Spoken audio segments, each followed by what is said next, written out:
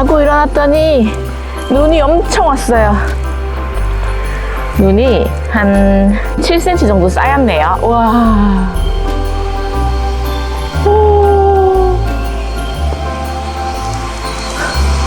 저쪽에 지금 캠핑장 관리자분께서 눈을 털어내고 계십니다. 눈이 온 캠핑장은 이렇게 생겼습니다. 오늘은 동계 장박에 대해서 얘기를 해볼 건데요. 겨울철에 별장처럼 지어놓고 여기서 생활하면 참 편리하겠죠? 동계 장박은 그런 장점이 있기도 하지만 신경 쓸 게 꽤 많아요. 오늘 눈이 오는 캠핑장에서 동계 장박에 대해서 알려드리고 오늘 저는 눈 감상하면서 재밌게 캠핑 즐기고 할게요. 안녕하세요. 아침에 일어나 보니까 눈이 왔더라고요. 이게 소복소복 소리가 나길래 지금 텐트 위에서도 소리가 계속 나고 있거든요. 눈이 내리는 소리가. 밖이 온통 눈천지입니다. 장박에 대해서 좀 얘기를 해볼까 해요. 제가 장박 벌써 2년 차인데요. 더 오래 하신 분도 있으시겠지만 초보자로서 장박을 경험하다 보니까 주의해야 되는 점들이 몇 가지 있더라고요. 지금 장박 시작하시려는 분들 혹은 내년에 나도 장박을 한번 해볼까? 그렇게 고민하시는 분들에게 제가 정말 장박하면서 골치 아팠던 일 알려드릴게요. 첫 번째로는 난방입니다.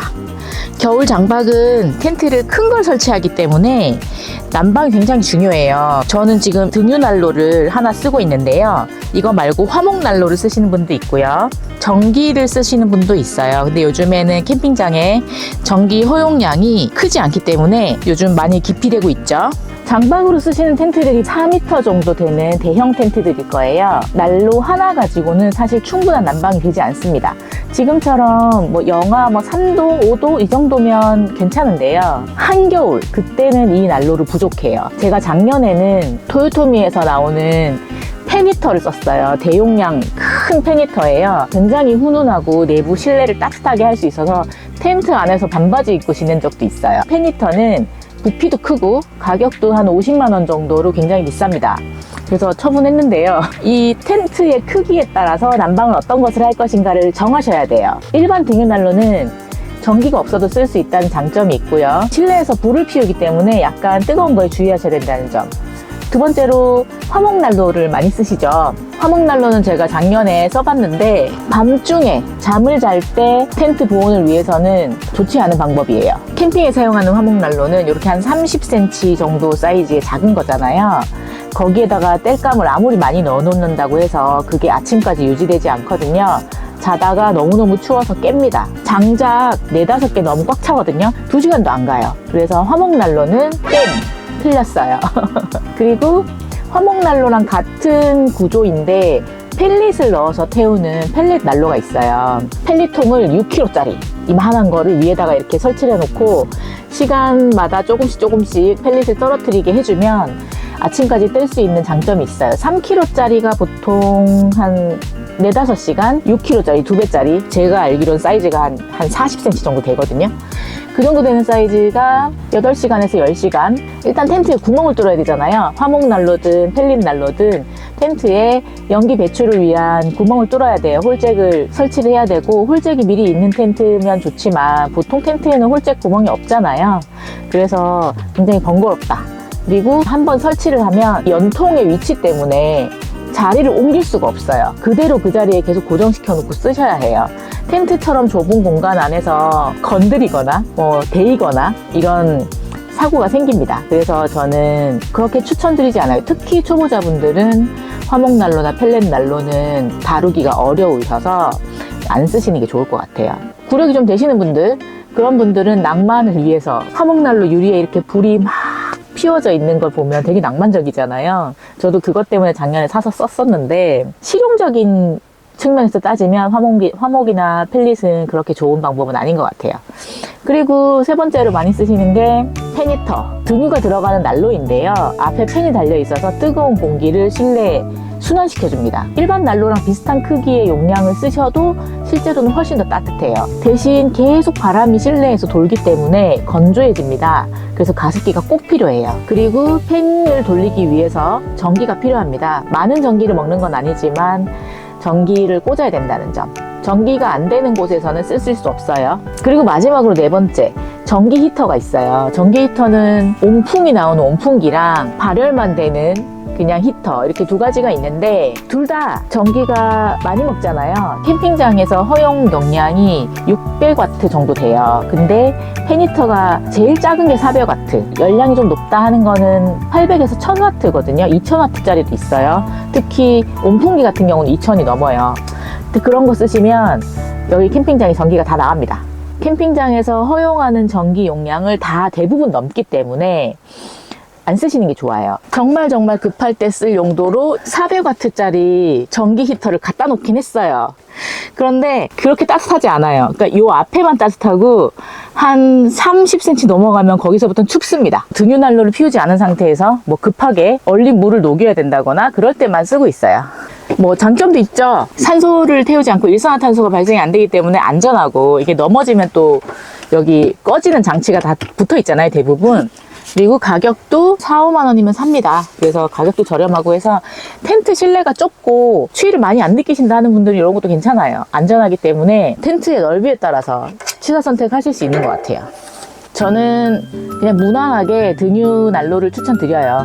다른 것들은 일단 설치, 전기 용량, 크기, 가격, 걸리는 조건들이 많기 때문에 제일 무난해요, 등유 난로가. 특히 화목 난로는 정말 다루게 까다롭다는 점 잘 알고 계시면 좋을 것 같고요. 두 번째, 장박 텐트 보안입니다. 도둑들이 있어요. 도둑의 종류는 첫 번째 사람, 두 번째 산짐승, 들고양이 같은 거 있어요. 그리고 세 번째 곤충입니다. 텐트 내부 기물 도난당했다, 뭐 이런 얘기를 종종 들었어요. 텐트에 뭐 훔쳐갈 게 있다고 도둑이 들지? 그런 생각을 해봤는데 캠핑 할 줄 아는 사람들이 와서 훔쳐가는 것 같아요. 그러니까 이렇게 자물쇠가 있습니다. 간단하게 이렇게 와이어로 잠글 수 있게 돼 있어요. 이렇게 텐트 입구 지퍼마다 잠궈 주시면 돼요. 저는 지퍼가 2개여서 2개가 있고요. 작년에도 이걸로 아주 유용하게 썼습니다.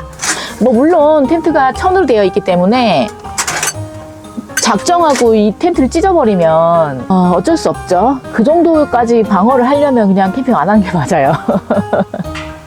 도둑이 침입하려다가 지퍼를 띡 했는데 잠겨있다 그러면은 일단은 포기하겠죠. 더 독한 놈은 막을 수 없어요. 그러니까 텐트 안에 일단은 기존품을 놓지 마시고 침입 시도 단계에서 그냥 단념하도록 내 텐트에 자물쇠가 있어, 이걸 알려줄 수 있게 자물쇠를 달아주시는 게 좋아요.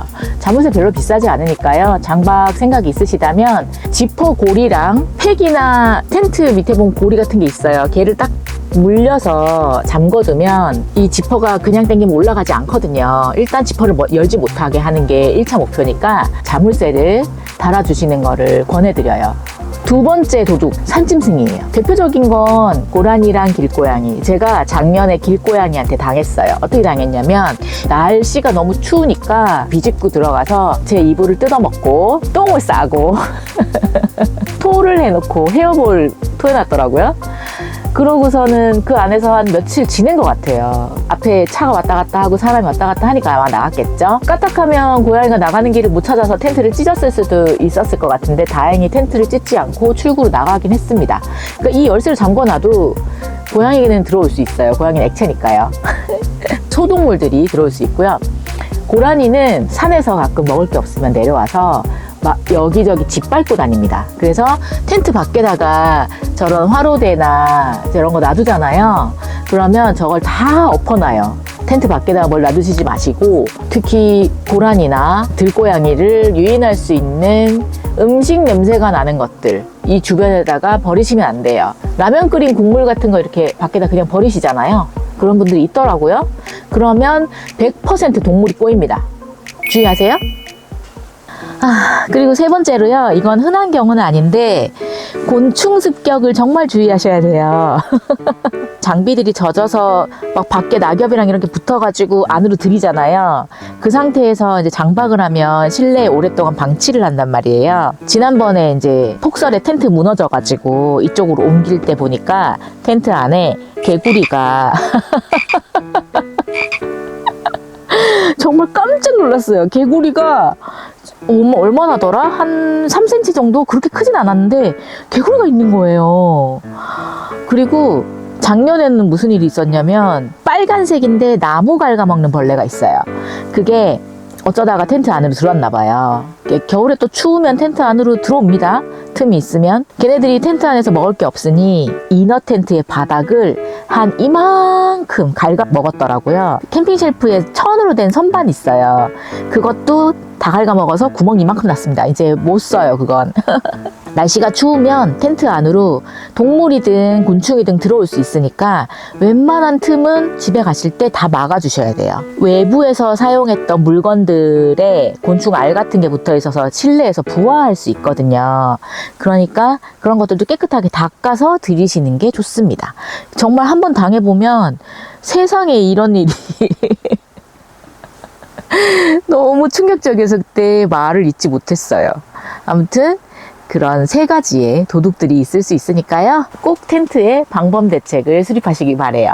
여기 밑에가 지퍼가 없어요. 그래서 밑에를 집게로 한번 짚고 그 앞에다가 작은 의자를 하나 놓고 가요. 그러면 동물이면 들어올 수가 없습니다. 사람이면 열쇠에 막히겠죠.